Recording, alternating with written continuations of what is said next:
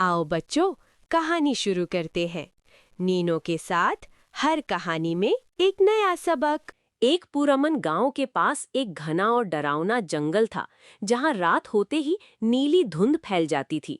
गांव वाले हमेशा बच्चों को उस जंगल से दूर रहने की वार्निंग देते थे, क्योंकि उनका कहना था कि वहां जरमीना नाम की एक खौफनाक चुड़ैल रहती है। उसी गांव में फेरोज नाम का एक होशियार और नेक दिल लड़का रहता था।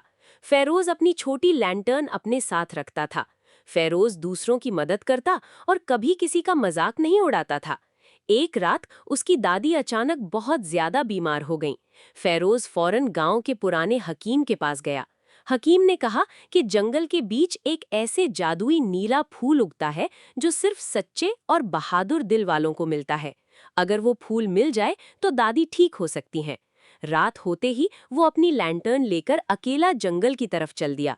जंगल के अंदर अचानक एक काली परछाई हवा में उभरी और एक भारी सी आवाज गूंजी, तुम मुझसे डरते क्यों नहीं?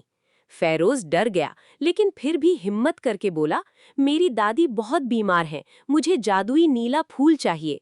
जरमीना के चेहरे पर उदासी आ गई। उसने कहा, सब मुझे बुरा समझते हैं, किसी ने कभी मेरी सच्चाई जानने की कोशिश नहीं की। फेरोज ने हैरानी से पूछा, क्या तुम पहले भी ऐसी ही थीं?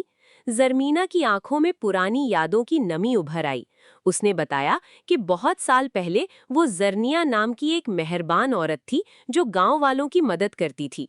लेकिन एक लालची आदमी ने उस पर जादू का झूठा इल्जाम लगा दिया।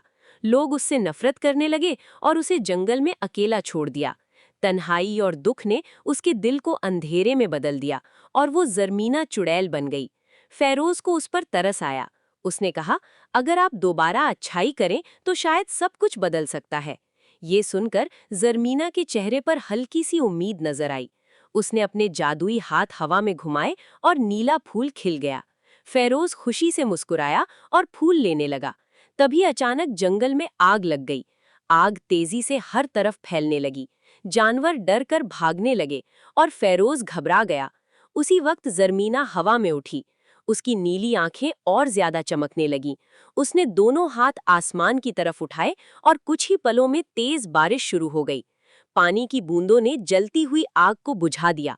जंगल और जानवर बच गए, लेकिन इतनी बड़ी जादुई ताकत इस्तेमाल करने की वजह से जरमीना कमजोर होकर जमीन पर गिर पड़ी। फेरोज फौरन उसके पास भागा। आपने सबकी जान बचा ली, फेरोज ने आंसुओं भरी आंखों से कहा। जरमीना हल्की सी मुस्कुराई। बहुत सालों बाद मैंने किसी के लिए अच्छाई की है। अचानक उसके गिर्द नीली और सिल्वर रोशनी घूमने लगी। उसका डरावना चेहरा बदलने लगा। काली चादर चमकती हुई जर्रात में बदल गई और वो दोबारा एक मेहरबान और खूबसूरत औरत जरनिया बन गई। जंगल का अंधेरा भी रोशनी में बदलने लगा।